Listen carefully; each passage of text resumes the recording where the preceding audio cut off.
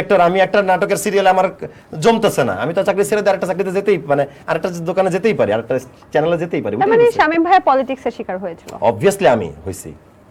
ওকে ওকে, আচ্ছা নাটকের স্ক্রিপ্ট দেখার সময় বা নাটকের নামগুলোতে আপনি এটা নিয়ে অনেক প্রতিবাদ করেছেন, আর সেক্ষেত্রে এখন কি আসলে ভিউজ কেন্দ্রিক হয়ে যাচ্ছে আমরা? ভিউজ কেন্দ্রিক হয়ে যাচ্ছিলাম আমরা, কিন্তু এখন তো সিচুয়েশন একটু চেঞ্জ হয়েছে, কাজ কমে গেছে, সংস্কার কিন্তু এখানেও চলতেছে। আপনি যাই বলেন, আমি 1 তারিখ থেকে যতগুলো কাজে শুটিং করছি সেখানে কিন্তু আমি গল্পের একটা চেঞ্জ দেখতে পাইছি। মানে সবাই জামাই বউ শ্বশুর শাশুড়ি থেকে সরে এসে মানে এই যে সমসাময়িক যে ঘটনা চলছে, টাকার গরম নাটকের নাম, এই ব্যাপারটা চেঞ্জ আসতেছে আর কি আস্তে আস্তে। বা এবার তো আর মানুষ সো কন্টেন্ট চেঞ্জ হচ্ছে। সো আমার মনে হয় যে এখন আর ভিউজ না নিয়ে ভেবে মানুষজন কন্টেন্ট নিয়েই ভাববে আর কি। আমার বিশ্বাস যে 1-2 মাসের মধ্যে আমরা এইটার ফলাফল দেখতে পাবো আর কি। হানিমুন কোথায় করতে চাচ্ছেন? হানিমুন আমি আমার পছন্দের দেশ টার্কি, আমি I will go to turkey. কাজের সময় ঘুম পেলে কি করেন? কাজের সময় ঘুম পেলে ঠাস করে, যদি ফ্রি টাইম পাই ঠাস করে সোফা টোফা যেখানে এলাকায় আছে ঘুমাই নেই 5 মিনিট। আপনি কি পাওয়ার ন্যাপ পারি প্রথম পারতাম না এই চাকরিতে, এখন আমি পাওয়ার ন্যাপ নিয়ে আমি 5-10 মিনিট ঘুমাই, আমি আবার কাজে যেতে পারি। এটা হয়ে গেছে চাকরি করতে করতে। আচ্ছা, কমন জেন্ডারের ভূমিকা অভিনয় করার পর আপনি নাকি নিজেও বাস্তবে ওইরকম ভাবে অনেকদিন ওই ক্যারেক্টার থেকে বের হতে পারছিলেন না? না এমনটা ছিল না গল্পটা, আমি এটা ফেসবুকে লিখছিলাম। আমার গল্প অনেকদিন না, একটা দিন ওই ক্যারেক্টারটা ছিল আমার গায়ের মধ্যে। আমার হাতে নেল পলিশটা তখনও ছিল, প্যাকআপ হয়ে গেছে, রাত 3টায় বাসায় আসছি। তো আমি আম্মুকে আর কি কোমরে হাত দিয়ে মেয়েদের মতো দাঁড়ায় বলছি, আম্মা একটু নাস্তা দিবা আমারে। মানে আমি বুঝছি যে আমি এটা হওয়ার কথা না। তো তারপরে আমি আম্মুর হাতের সাথে আমার নিজের হাতে ছবি তুলি, রিমুভার দিয়ে আমার নেল পলিশ উঠাই, তার ক্যারেক্টারটাকে বিদায় দেই। আচ্ছা, বাথরুমে কি ধরনের গান করেন? বাথরুমে সব ধরনের গানই করি, গান গোসল করার সময় গান গাই আর নাচি আর গোসল করি। আচ্ছা, সেখানে কি আধুনিক বা হিপ হপ কোনটা?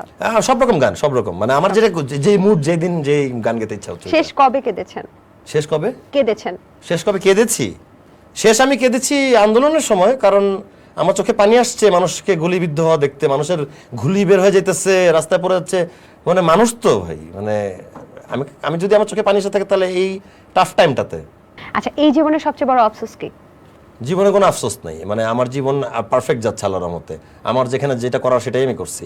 আফসোস তারই থাকে যে করতে পারে না বা করে না বা কারো আন্ডারে আছে। আমি কারো আন্ডারে ছিলাম না, সো এই জন্য আমি খুশি। কাকে ধন্যবাদ জানাতে চেয়েও আপনি কখনো জানাতে পারেননি? আমি ধন্যবাদ জানাতে চাই আমার আব্বা, মামা, ছোট বোনকে। এই 3টা মানুষ আমার লাইফে এতটাই হেল্প করছে যে আমার লাইফে আমি যতবার বিপদে পড়ে গেছি ততবারই আমাকে আবার জায়গায় তুলছে। আমি আজকে বসে বসে কথা বলতেছি, এটা ফর দেম, এই 3 জনের জন্য। কত নাম্বার এক্স কে সবচেয়ে বেশি মিস করেন? আমি যদি কাউকে মিস করি না কোনো এক্স কে, টু বি অনেস্ট, কিন্তু যদি আপনি বলেন পৃথিবীর প্রত্যেকটা মানুষ তার প্রথম ভালোবাসাকে ভুলতে পারে না, আমি প্রথম ভালোবাসাকে যদি কখনো বলেন তাহলে তার চেহারা আমার চোখে ভাসছে। বাকি আমার পরেরগুলোর কারো চেহারা আমার কখনো মনে নেই। কার অভিনয় দেখে আপনি অনুপ্রাণিত? কার অ্যাক্টিং দেখে? বাংলাদেশে না বিদেশে? বাংলাদেশে আই এম ডেফিনেটলি আমি মোশাররফ করিম ভাইয়ের ফ্যান, আমি নিশো ভাইয়ের ফ্যান। তাকে অ্যাক্টিং অ্যাসিস্ট করার সুযোগ হয়েছিল অনেকগুলো নাটকে। মোশাররফ ভাইকে মাত্র 2টা নাটকে হেল্প করছি। তো এই দুজনের ফ্যান আমি। আচ্ছা, আমরা যতটুকু জানি যে আপনি রোমিও নামে একটা গান করেছিলেন, মনে আছে? জি জি। আচ্ছা, আমরা সেই গানটা শুনতে শুনতে বিদায় নিতে চাই। ওকে, তো আমরা কি সেটা শুনতে পারি? সেখানে অনেকগুলো মেয়ের নাম ছিল না? হ্যাঁ, ওই মেয়েগুলো কি সবাই আপনার পরিচিত? না, এইটাই বেস্ট, ভালো একটা প্রশ্ন করছেন। আমার লাইফের জড়িত করা কারো নাম এখানে নাই। হ্যাঁ শিওর।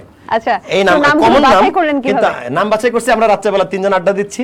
তো আমি যেটা করছি হচ্ছে ফেসবুক ঘাটছি এরকম, আর ওই যে হেডে যে নামগুলো আসে এরকম আমি কিছু বের করছি, আর কিছু মানে নিজেই মনে করে ছন্দ মিলানোর জন্য করছি আর কি। আমার একটা দুঃখ আছে, বলেন। সেখানে আমার নাম নেই কিন্তু আমার আম্মুর নাম আছে। আর এটা তো জানি না, কিছু এরকম ঘটছে, কিন্তু এটা খুবই ফানি, তাই না? আন্টির নাম আছে। আমি যখন আম্মুর সামনে আজকে শুনছিলাম তখন আম্মু বলে, দেখ আমার নাম আছে, তোর নাই। এটা ভালো লাগছে শুনে, এটা এরকম রিভিউ পাই নাই, এটা ফার্স্ট আপনার থেকে শুনলাম। ঠিক আছে, আমরা গানটা শুনবো, তার আগে বলছি দর্শক, দ্য টক রুম থেকে আজকের মতো আমি সমৃদ্ধি বিদায় নিচ্ছি। আগামী পর্বে আবারো কোনো গেস্টের সাথে কিন্তু আমরা হাজির হব। সেই পর্যন্ত ভালো থাকবেন, সুস্থ থাকবেন, এবং শেষটা করছি আমরা শামীম হাসান সরকারের গান দিয়ে। শুরু করেন। ওকে, সো আমাকে মাফ করতে হবে যে গলা ঠান্ডা লাগছে, এটা মেনে নিয়ে ঠিক আছে। চারিদিকে এত মাইয়া তবু আমি একারে, মনটারে কাইরা নিল মনের প্রেমের একারে, ধোকা তো খাইছি বহুত, হইতে চাই না বোকারে, তোমার এই রোমিওরে চিনে সবাই নগরে। এই শাপলা শাকিলা চলো খাই 200 কিলা, এই দৃষ্টি দেখতে নোনতা খাইতে মিষ্টি, সাদিয়া নদিয়া করা লেবু চাহা দিয়া, এই রাদিয়া সুজানা মারজানা ফারহানা